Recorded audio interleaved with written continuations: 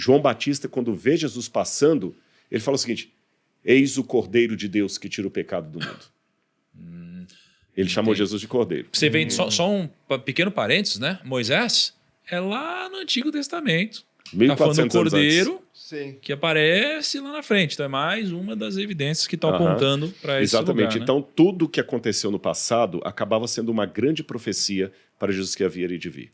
Agora, quando é que ele tomou a consciência que ele era Deus? Nós não temos um versículo da Bíblia que diga claramente, foi a partir daqui.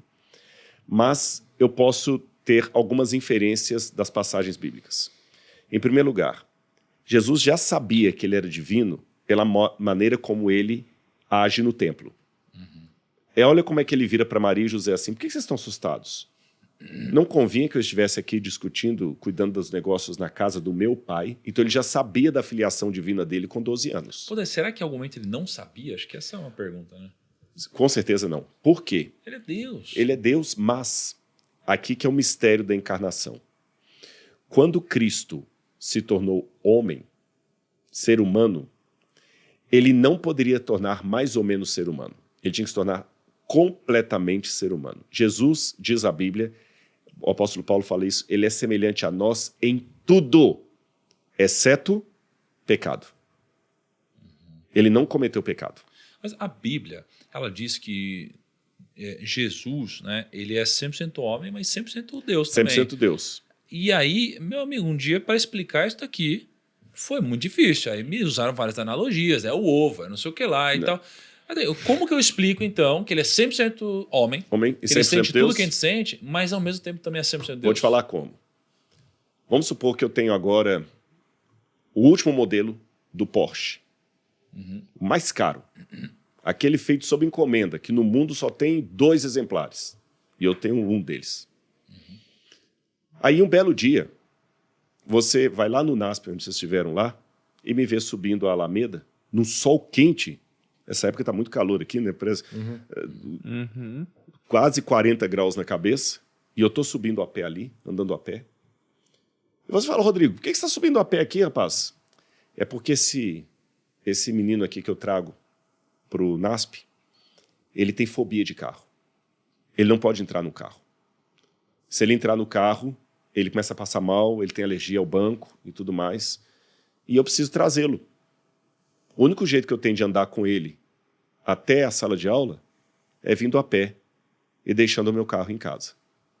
Aí vocês ficam injuriados. Não, mas não faz sentido. Cara, você tem o Porsche mais caro do mundo. Você tem que andar de Porsche, ainda mais num sol quente desse. Eu responderia alto lá: se eu sou dono do Porsche, sou dono bastante para usá-lo ou deixá-lo na garagem. Porque se eu sou obrigado a dirigir o Porsche porque eu tenho o Porsche, o carro é que é meu dono e não o contrário. Continua minha analogia. Quando eu estou andando a pé com o menino, eu estou fingindo que estou andando a pé ou estou literalmente andando a pé com ele? Estou andando a pé. Estou andando a pé com ele. Mas eu perdi o meu carro? Não. Eu continuo sendo dono de um Porsche? Só que eu não estou usando. Ele está na garagem. Cristo é 100% Deus. Ele não perdeu nenhum atributo divino que ele tem.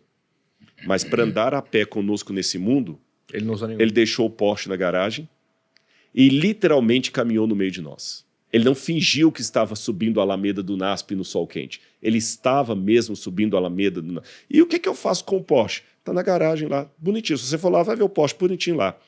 O apóstolo Paulo fala aqui, ele responde isso usando uma outra analogia que eu vou pedir licença para ler para vocês, que está aqui no livro de Filipenses. Filipenses capítulo... Filipenses capítulo 1, versículo... Filipenses 2, versículo 5. Tenham entre vocês o mesmo modo de pensar de Cristo Jesus, que mesmo existindo na forma de Deus, não considerou ser igual a Deus algo que deveria ser retido a qualquer custo. Pelo contrário, ele se esvaziou, assumindo a forma de servo, tornando-se semelhante aos seres humanos. Ele se esvaziou. Ele não perdeu o 100% Deus que ele é, mas ele adquiriu a natureza humana. Agora, para adquirir a natureza humana, ele teve que pagar um preço. Qual o preço? Quando ele nasceu, Jesus fez cocô parecendo com abacate, como qualquer recém-nascido. O nascimento de Maria não foi um negócio assim especial no sentido de como é o filho de Deus, saiu uma luz. Não, ele nasceu, sangrou, doeu. Ele deve ter se machucado. Quando o dentinho de Jesus estava nascendo, ele deve ter tido febre, ele coçava, ele chorava. Se Jesus estivesse aqui hoje, considerando, né, a situação humana dele, ele poderia ser acometido de um vírus, de uma bactéria. Ele teve medo, ele teve fome, ele teve sede. Não é mais ou menos isso? Por exemplo, ele poderia ter tido uma doença e morrido. Mas se ele ficasse doente, Deus ia falar, não, isso aqui não vai cumprir o propósito, então ele não vai pegar a doença. Assim. Será que não tá? Era meio que tipo, você é humano enquanto não tiver algo que possa te afrontar a vida. Porque no momento que isso for acontecer, não, peraí, eu preciso te proteger, isso não pode acontecer. Mas isso é com cada um de nós. Diz que não cai uma folha do céu sem que Deus permita. Sim. Então isso não é nenhum privilégio de Jesus. Eu estou vivo até hoje, eu podia ter morrido ontem. Sim. Mas Deus não. Eu quero que ele continue vivo. Então, e pelo contrário, isso que você está falando mostra ainda mais a entrega dele à vontade do Pai. A entrega dele à vontade do Pai. Tanto é que, quando ele vai ser crucificado, ele demonstra que aquela não era bem a vontade dele. Ele fala, né? Pela sua vontade. Ele fala, Pai, então, esse é o único se possível, momento... afasta de mim esse cálice. Isso. Mas se não for possível, faça-se a tua vontade e não a minha. Quer dizer que a dele não era aquela. Daqui a algumas horas, não sei quando, a gente vai chegar nesse momento. Que o ponto Jesus agora tem 12 anos. Caraca, esse é o único momento que ele sofre, que eu vejo ele sofrendo. Não o único, mas que eu vejo ele... Muito homem nesse caso. Meu Deus, muda. Pai, não é isso. Pelo amor de Deus, se der, me tira, me livra, né? Enfim. E aí, vamos lembrar que estamos na primeira parte. Mas eu não terminei a resposta. Opa. Nessa questão, então, dele estar 100% homem, repetindo, deixando o carro na garagem, então ele está andando a pé, sentindo o sol quente, a alameda, a perna doendo, ele está andando a pé.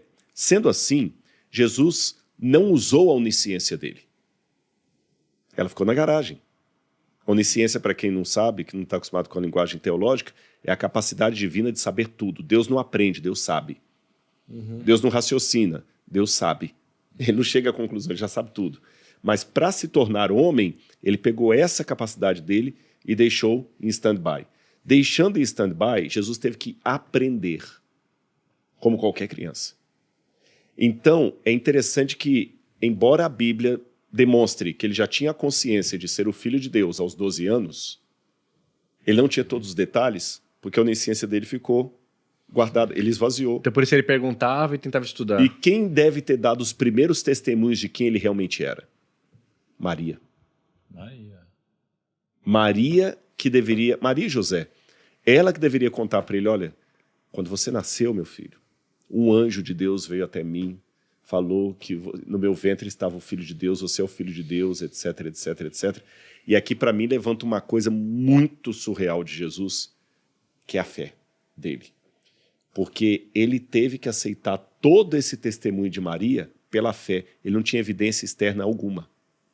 Porque ele não lembrava, ele era um bebê recém-nascido.